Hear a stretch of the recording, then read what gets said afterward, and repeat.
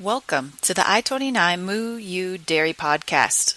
I-29 Moo University is a consortium of land-grant universities in Minnesota, Iowa, South Dakota, and Nebraska.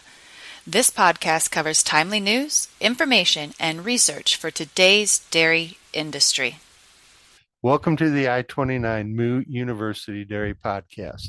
My name is Fred Hall, and I'm the Northwest Iowa Dairy Specialist for Iowa State Extension, and I'm here with my co-worker, Jenn Bentley, the ISU Extension Dairy Specialist in Northeast Iowa. Welcome back to the podcast, Jenn. Well, thanks for having me on, Fred. I think we have a good topic today as we talk about dairy markets and look at kind of the upcoming future, what's going to happen in 2023. So looking forward to it. Today, we're excited to visit with Betty Berning. She operates Betty Berning Consulting, which provides services ranging from supply chain optimization to market intelligence for the food and agriculture sectors. Betty has extensive experience in the agriculture supply chain and has held a wide variety of roles, including senior dairy buyer at General Mills, loan officer at Farm Credit, extension educator at the University of Minnesota, and has worked on her family's dairy farm in central Minnesota. These experiences have enabled her to understand both the challenges farmers face as well as the decision-making process of food companies and consumers. She is also an analyst for the Daily Dairy Report. Welcome to the podcast, Betty. Hi, Fred. Hi, Jen. Thanks for having me. Let's start on the demand side of the market equation. What do you see happening on exports? Well, yesterday, all of the August trade data was released, and U.S. dairy exports continue to be really strong in 2022. So year to date, through August, we are actually 3.2% ahead of 2021. So that's a really good thing for US dairy. When we look at just the month of August, we actually had the highest August export volumes that we've ever had. So also really good for US dairy. And then when we kind of start to break things down a little more granularly into, the different commodities, cheese, butter, and whey exports, all, really strong year over year gains. Nearly 85 million pounds of cheese were shipped in August. 14 million pounds of butter were exported in August from the United States, which is a really big butter number. So it's good to keep in mind too, given the really high butter prices right now. The 14 million pounds of butter that was shipped in August likely was not booked at August prices, but those contracts are negotiated several months in advance, and then the numbers don't come through until the product actually ships. So those exports were probably booked, in the springtime or late spring. That said, I want to talk a little bit about whey too. China is a huge market for U.S. whey. They hadn't been buying as much for a while because of their hog herd was experiencing African swine fever, but that's all over now and margins are better. So they are back to exporting U.S. whey in a big way. We have over 50% of the market share there.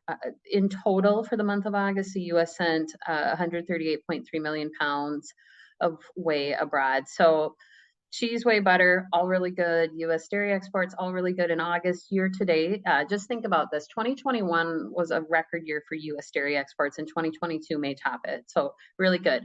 You may notice I have not mentioned non-fat dry milk, and that's really the only place where we are seeing some weakened demand, and we can get into why that is maybe in a little bit here. But U.S. dairy exports by volume, yeah, we're having a great year.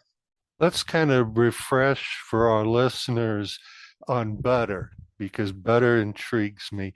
Up until recently, we were a net importer of butter. It's only recently we export. Yeah, yes, that's very true. I like to monitor that relationship too. I think Some of what is going on, like I said, US butter earlier this year was more competitive with the rest of the world. So we were shipping more abroad.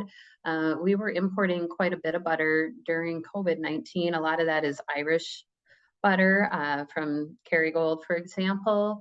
And I think during COVID, when we were importing so much, that really was just driven by consumers wanted butter. They didn't really care what the price was.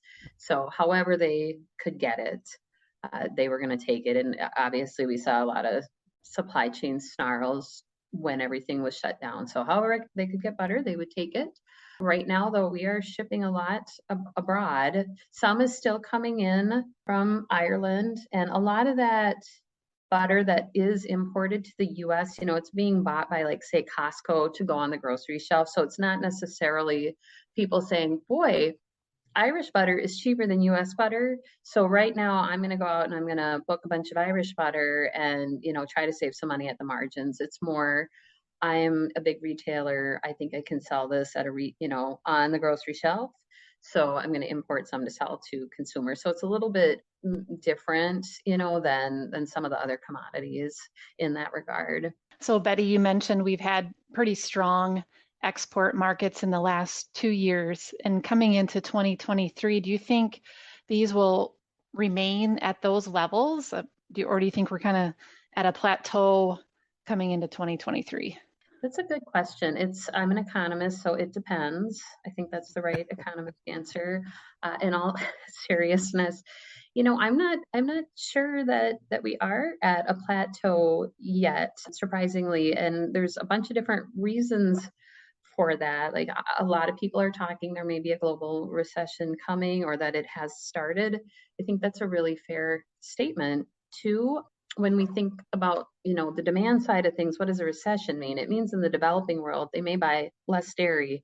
And so I mentioned milk powders already. We're seeing some declining demand there. Well, when you think about who buys milk powders, it is more the developing world. So if they're experiencing high inflation and, looking down the barrel of a recession, yeah, they're going to be buying less milk powder. Then you couple that with, as far as powders go, worldwide, there's decent supplies of milk powder. So that market is actually a little bit more competitive than some of the other commodities. So it's possible we might see, powders kind of continue to lag for 2022. I don't want to 2021 was a record year for milk powders, so it's going to be tough to beat that. But certainly, in 2022, we may still export as much as we did in 2019 and in 2020, but we are seeing some demand come off there. When we think about butter, cheese, and whey, though, those markets are a little bit tighter. There's just not a lot of excess supply in the global dairy commodity market right now. New Zealand and Australia, their milking seasons kind of go summer to summer. So when we look at last season, they both had really weak seasons last year, and the new season, or last season, I should say. I always say years and season and mess it up. Their last season wasn't real strong. And when we look at the new season that's just getting underway, also not real strong in terms of production. And then when you look at Europe, there's a lot of structural change happening there. There's, just fewer cows and the milk, so causing milk production to be down. So yeah, I'm actually in the camp that, yep, if there is a recession, I think that some dairy demand will be lost, but because the supply side of things is kind of weaker right now from the EU, from Oceania, it may be a really good opportunity, continue to be a really good opportunity for US dairy to export, because there just won't be a lot of excess product in the marketplace. Let's follow that export thought on how does the value of the US dollar affect our dairy exports? Well, it certainly has an impact. The dollar has, right, it's been strengthening throughout the year. Over the summer, it was really strong, still strong today. I mentioned butter already, and that when the butter that shipped in August was booked, it was, back in the springtime. So the dollar would have been weaker. So like things like butter, I'm not super optimistic that we're going to continue to export 14 million pounds a month, because butter has gotten more expensive. And then you add in the fact that the dollar has strengthened. We're not as competitive in that. The US is not as competitive in that space as it was earlier in the year. But when you look at the other commodities, the US, even with the stronger dollar, is relatively competitive from a price standpoint. The other piece too, I already mentioned this, there's just not a lot of extra product in the marketplace for certain commodities because of this kind of global milk supply being down. So that means buyers, if they want it, number one, they're going to, try to get it as cheaply as they can, which on many commodities, the US price competitively. And then if they want it, they're going to get it from whoever has it. And the US is a place where milk production is growing right now.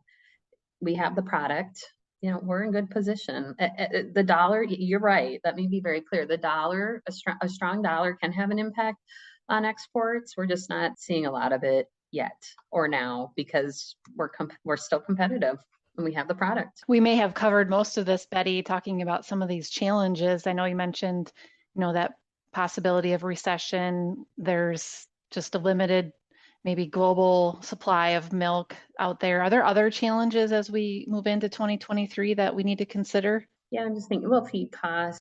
$25 milk sounds really good, right? Like, but that's only your revenue. So what's going to happen with your costs? If your costs are $27, $25 milk doesn't look very good. By the way, I'm not suggesting anyone has $27 100-weight costs, but I'm just saying it's all relative, right? And costs, while milk prices have been stronger in 22 than 2021 or 2020, costs are also higher too. So I would expect that producers, margins could, especially for those that purchase feed, margins are going to be tighter. I think that's one big thing to be watching out for. I already kind of alluded to it, but we see people as we head into a recession trade down in terms of what they buy. So here in the US, like dairy is just a staple in our diet. People are going to continue to consume dairy even if we are in a recession.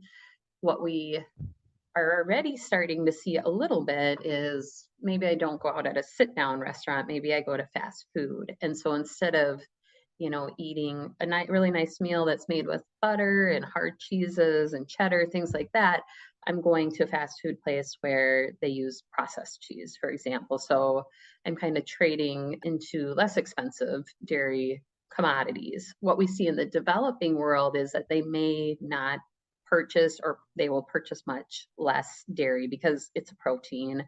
And in times of, tightness, they're just not, the money isn't there for most consumers in those parts of the world to be able to afford protein or to be able to afford as much protein with their food dollar. So I would expect, like I already mentioned, to see the powders, if we're headed into a recession, to see those exports maybe decline or to have weaker demand for that.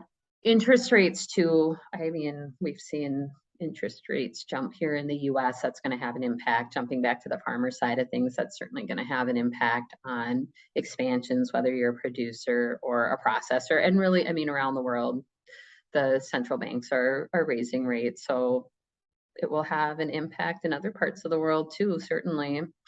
And then we haven't even talked about all the supply chain stuff, but yeah, I think labor shortages have been a common issue globally. That was one of the issues in Australia last year with their weaker season. It just simply was like they didn't have labor, and some farmers just said, well, I'm going to have beef instead, or I'm going to have fewer cows because I don't have the labor to support it. I think some of those things, are starting to improve, like Australia, for example. I can't think of the name of the program. I wrote about it. They've started some programs to try to alleviate some of the labor shortages. And here in the US, you see that things are starting to get better, but all of it, we're still kind of working out of it and working out of some of the supply chain issues. So I think all those things will continue to be factors in 2023. Have you seen the logistic issue that we experience across the globe, or is it unique to both of our coasts? Do you mean just trying to get product moved around? Yeah, trucks and large boats, and just has it been a worldwide issue? I think it's been a worldwide issue for sure. Yeah, even this summer, you look at like the river levels were really low in Europe. So barges weren't able to move, throughout the rivers in Central Europe. And then China had some issues too. The barges couldn't get through, but some of their provinces rely really heavily on hydroelectricity that's generated by the river. So if the river levels are low, then they don't have energy, right? So then manufacturing plants aren't running, and a big part of China's GDP is manufacturing. So then you see kind of a decline in manufacturing and then less money to buy powders. So I think you see these supply chain issues across the globe. The labor shortage really seems to have been, it was an issue here, but I read a fair amount about it in Oceania too, just due to some of the restrictions they had in place after COVID-19, because they rely on help from outside their countries. And so when those folks weren't able to travel to Australia and New Zealand, that certainly created issues too. But yeah, I think some of the problems definitely that we are experiencing here in the United States really are global issues. And, when I speak to people, I tell them, we need to know what's going on here at home, but a drought in New Zealand is going to impact our milk prices, right? And a war in Ukraine could wind up impacting commodity prices. So it's not just a domestic market. Understanding what the global current events are can help you to shape your opinion on which direction you might think the markets are headed. We've kind of casually referenced world prices. Mm-hmm. The most recent global dairy trade event saw the price index down 3.5%. With the weather issues and the political issues, is that making sense to everyone, or is that an anomaly? That's a great question.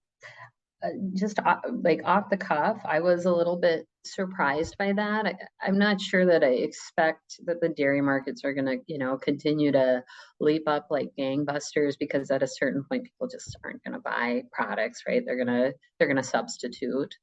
But I was a little surprised to see the weakness there. And I'll be real honest, I'm not totally sure what was driving that, because if from what I understand, the season, like I already said, in New Zealand has kind of been off to a slow start. So yeah, it does, to me personally, it feels like a little bit of an anomaly that it was down that much. But let's see what happens again in 2 weeks. Let's see what happens in the in-between week and the pulse auction, and there might be more data to support that, or more pieces that start to come together to make sense. Okay, let's switch over to the supply side. We've already referenced weather has been a big factor worldwide. Do you see some countries changing their systems to combat feed and health stresses? And I'll use New Zealand as an example. We see a lot of political changes that have made it difficult for the dairies to pasture. Are they going to be putting more of what I would call our conventional Western dairy, monoslope barn, 1,000 cows on cement with the manure system? Are we going to see those kind of changes? I don't think in a place like New Zealand we will, because they don't really have the feed for the cows there. They would have to purchase it, and that gets to be pretty cost prohibitive, because I've never been to New Zealand, but from what I understand, it's gorgeous and like lots of mountains and not lots of flat land to grow crops. It's about, I think, the size of Colorado, so it's not really that big either. So if I have to, barge in all my feed, it gets to be pretty expensive. So I don't expect that in New Zealand. You are right. There's more policies in place regulating the dairy industry, meaning there probably won't be much more growth. Also, if you just think about it, if I'm the size of Colorado and I graze all my animals on that land, at a certain point, you can only have so many animals per hectare or acre. At a certain point, you're full, which is kind of where New Zealand is at. So in terms of like New Zealand expanding and becoming, continuing to grow its industry, that's going to be done primarily through yields. At least that's my opinion on the matter. And then when you look elsewhere in the world, all over, there's just more environmental regulations as countries, states, even corporations move to, net zero. Yeah, you see more regulations. There were the protests in the Netherlands this summer. The dairy farmers there are being asked to reduce nitrogen emissions. Really, all the livestock farmers there are being asked to reduce nitrogen emissions. And the numbers I saw were basically, it means 30% of the farms may need to exit the business in the Netherlands, which obviously that had a lot of people in uproar. And I think we're going to continue to see more regulations like that. The Netherlands is kind of unique. It's not a real big country. It is really densely packed with livestock relative to its neighbors in the rest of Europe. And then it also sits, really low, like right at sea level. So like, you think of Amsterdam, you think of all those canals. So there's some legitimate concerns, I would say, about, boy, we have a lot of livestock here and we have a lot of water here too. How do we keep this water clean? Because we need the water to grow the animals. And so we have water to drink and do all the things we need to do. But I do think just that these are very, very real things that are happening in the world. And I don't see it going away. And I mentioned earlier in our recording, there's structural changes taking place. I think this is one of the structural changes that's taking place. Like there are these different regulations coming into place, particularly in places where grazing is a big part of the model, that, there just aren't going to be more cows. There may be increases in production, but it's going to come primarily through increases in yields, not necessarily increases in cow numbers. So yeah, I think it's a longer term trend. And then you can look, even here in our country, there's regulations. If you look at like California, when I was in school, that was where you wanted to go if you were going to dairy farm. And now, you really can't expand much there for there's all sorts of different regulations out there. And then there's regulations in other states. Some states, it's not even environmental. It might just be they don't have capacity to process the milk. So there's supply management programs in place. So I think that all of that is likely to continue. Absolutely. I think you brought up some really good points, brought home that great perspective of sustainability. And it really does mean something different to each of our countries as we produce milk, because what is sustainable here maybe isn't necessarily sustainable in other countries. And I think that ultimately impacts how our dairy ingredients get imported or exported, right? So as we conclude our discussion, do you have any take-home messages for our listeners or our producers as we think about some of this changing in our dairy industry? Well, I think we have to be open to change, right? And open to having conversations. I've worked on both sides of the dairy supply chain, really the whole dairy supply chain. I've milked cows, I've fed calves, I've cleaned barns, I've lent money to dairy farmers, I've bought milk to make a finished good. And it's really about being able to have this conversation. Sustainability is not just about being environmentally friendly. Like there's an element of that. If we don't have clean water, we're in a lot of trouble. If we don't have clean air, we're in a lot of trouble, right?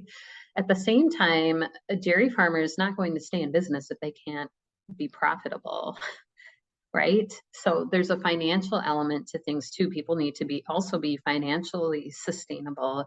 And then, there's just the people and social element of things too, that, you're able to make a decent wage. Or when I was at General Mills, we talked about kind of the social element a lot in the developing world, that, if we were buying cocoa or vanilla, that it was done in a fair way, that people were compensated fairly, or that like child labor wasn't being used, for example. So as we think about sustainability, it really needs to be this three-pronged approach. And I would encourage producers just to be open to the possibilities. I'm always really optimistic. When I was in grad school, my thesis was on anaerobic digesters.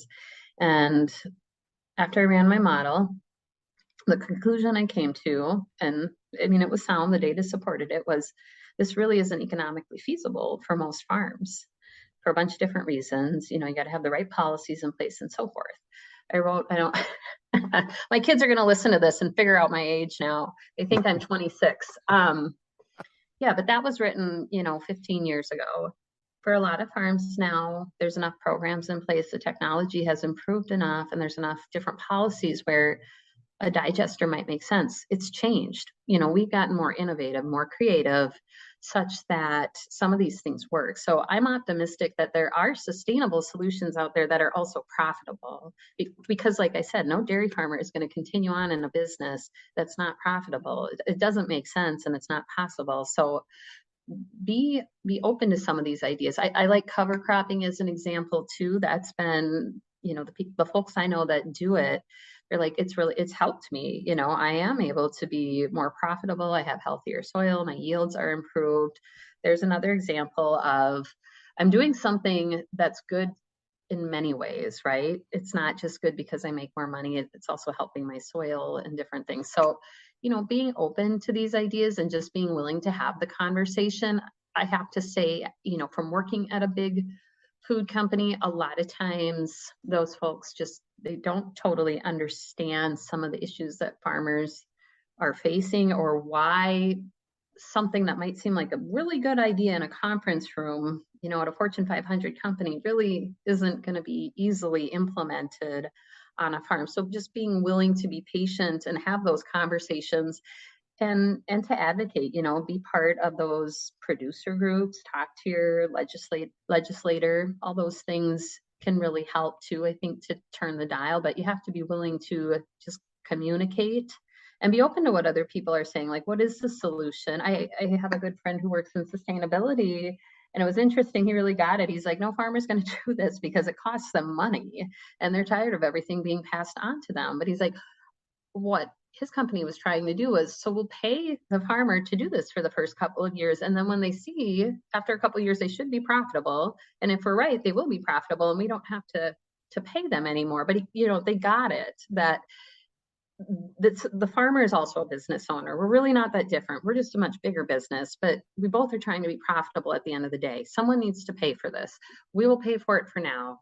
And then when the farmer is more profitable down the road, they can cover it because we've made them more profitable. So I think that's a really good example of the farms that were willing to do that, had to be somewhat open to some new ideas and different ways of doing things. And I liked too that the company was willing to, put its money where its mouth was, if you will, and say, hey, so we're going to put it out there and we're going to help you out. And we're going to show you, we believe in this. We're not just, mandating that you do something. We believe in this.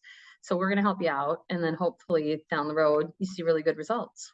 As we wind down today's podcast, thank Betty for being part of it today. And if listeners are interested in a more in-depth discussion, I encourage them to register for Betty's I-29 Moo University webinar at 12 noon on November 10th. Thank our listeners for joining us on this episode of the I-29 Moo University Dairy Podcast. The podcast is available wherever you get your podcasts or on our website at i29moou.com. Thank you, and we'll conclude the podcast. We'd like to thank our 2022-2023 annual I-29 sponsors. Learn more about Iowa Corn Growers Association at iowacorn.org. I-29 Moo is an equal opportunity provider. For the full non-discrimination statement or accommodation inquiries, go to extension.iastate.edu/diversity/EXT.